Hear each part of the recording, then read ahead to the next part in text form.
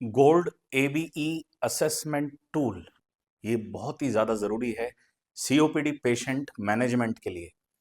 अगर आप सीओपीडी का ट्रीटमेंट करते हैं तो ये टूल, ये असेसमेंट आपको ज़रूर पता होना चाहिए, क्योंकि इसी के बेसिस पे हम क्लासिफिकेशन करते हैं पेशेंट्स की, वो कौन से ग्रुप के हैं। तो आइए इसके बारे में जानते हैं।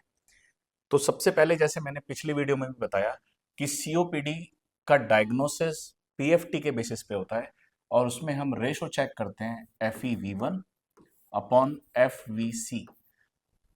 प्री ब्रोंकोडायलेटर लेस देन 0.70 होना चाहिए।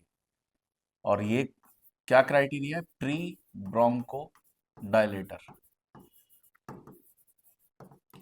जब आप इसको देख लेते हैं, रेशो को देख लेते हैं, उसके बाद आपको देखना है FeV1। FeV1 FeV1 कितना है? अगर ये मोर देन 80% है, अगर FeV1 मोर देन 80% है, सो दैट इज गोल्ड 1। तो वो आता है आपका गोल्ड 1 में। 50 to 79 है, दैट इज गोल्ड 2। 30 to 49 ये गोल्ड 3। और less than 30 that is gold 4। तो जितना FeV1 कम होगा उतना गोल्ड बढ़ता है।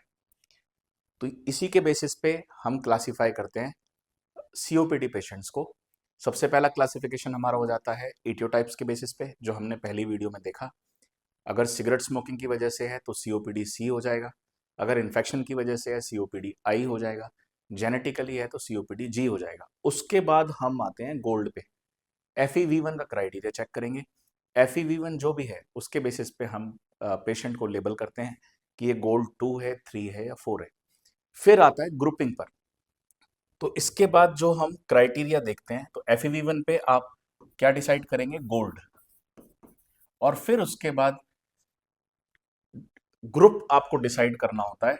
ग्रुप ग्रुप आपको डिसाइड करना होता है कि वो ए ग्रुप में पेशेंट है या बी ग्रुप में पेशेंट है या ई ग्रुप में पेशेंट है। तो ये ग्रुपिज्म आपको जरूर देखना होता है। मैनेजमेंट क्योंकि इसी पे डिपेंड करता है कि कौन से ग्रुप में पेशेंट आ रहा है। अब ये देखिए, अगर मैं निमोनिक आपको बता देता हूं ताकि आप भूले नहीं। इंपॉर्टेंट पॉइंट इसमें क्या है? E for एक्ससर्बेशन। ई फॉर एक्ससर्बेशन, ये याद रखना है। मतलब अगर पेशेंट को 1 साल के अंदर कोई भी एक्ससर्बेशन हुआ है मॉडरेट टू सीवियर, मतलब उसको या तो एडमिट की जरूरत पड़ी है, या बलगम पीला आने लग गया है, या सांस फूलना स्टार्ट हो गया है, ऑक्सीजन कम हो गई है, घर पे भी मैनेज हुआ है लेकिन एक्ससर्बेशन हुआ है, तो वो आता है ग्रुप ई के अंदर। तो आपको लास्ट 1 ईयर में ये चेक करना है। अगर एक से ज्यादा या एक भी एक्ससर्बेशन है तो वो सारे पेशेंट ग्रुप ई में आते हैं। ग्रुप बी में कौन आएगा? आपको याद रखनी है MMRC ग्रेडिंग। MMRC ग्रेडिंग में 5 ग्रेड होते हैं, जैसे मैंने पहले भी बताया, पहली वीडियोस में बताया। 0 ब्रेथलेसनेस होती है स्ट्रेनस एक्सरसाइज पे, बहुत ही हैवी एक्सरसाइज कर रहे हैं, that is grade 0। Grade 1 breathlessness होती है स्लाइट अपहिल, थोड़ा भी जीना चढ़ने पे सांस फूलता है। ग्रेड 2 ब्रेथलेसनेस होती है अगर एक नॉर्मल पर्सन है और एक पेशेंट है, दोनों सेम एज के हैं, दोनों एक ही स्पीड पे चल रहे हैं, तो जो नॉर्मल पर्सन है उसका सांस नहीं फूलेगा, जो पेशेंट है उसका सेम स्पीड पे सांस फूल जाएगा। ग्रेड 3 होता है 100 मीटर चलने पे भी सांस फूलना। और ग्रेड 4 होता है रेस्ट पे सांस फूलना, या फिर अपने हाउस होल्ड के काम करना, लाइक कपड़े पहनना, वॉशरूम जाना, इसमें सांस फूलना।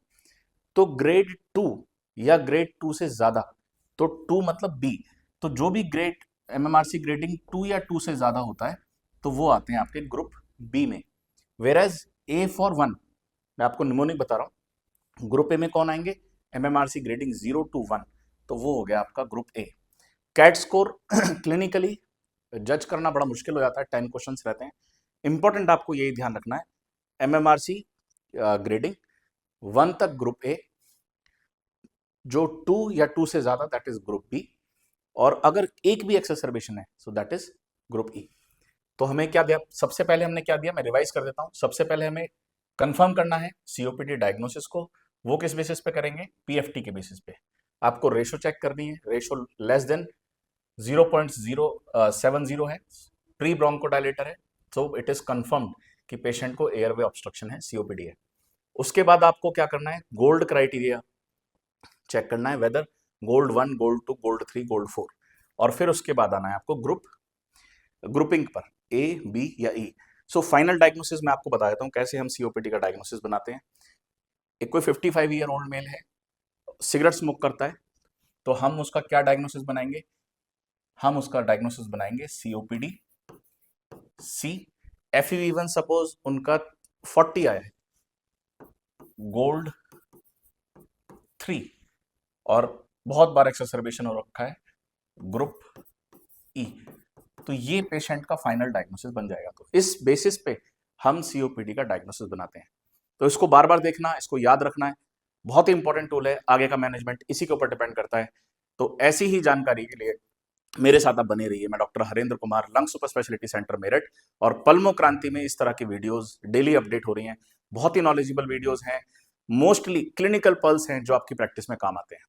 और पल्मो क्रांति प्लेटफॉर्म के माध्यम से हम पल्मो का जो फेफड़ों की बीमारियां हैं उसके बारे में जानकारी देना चाह रहे हैं, ताकि लोग इससे जागरूक हो सकें कि फेफड़ों की भी बहुत बहुत ही ज्यादा सीरियस बीमारी होती है, वो सिर्फ खांसी सांस बुखार नहीं है, जैसा कि हमने कोविड में देखा। So thank you.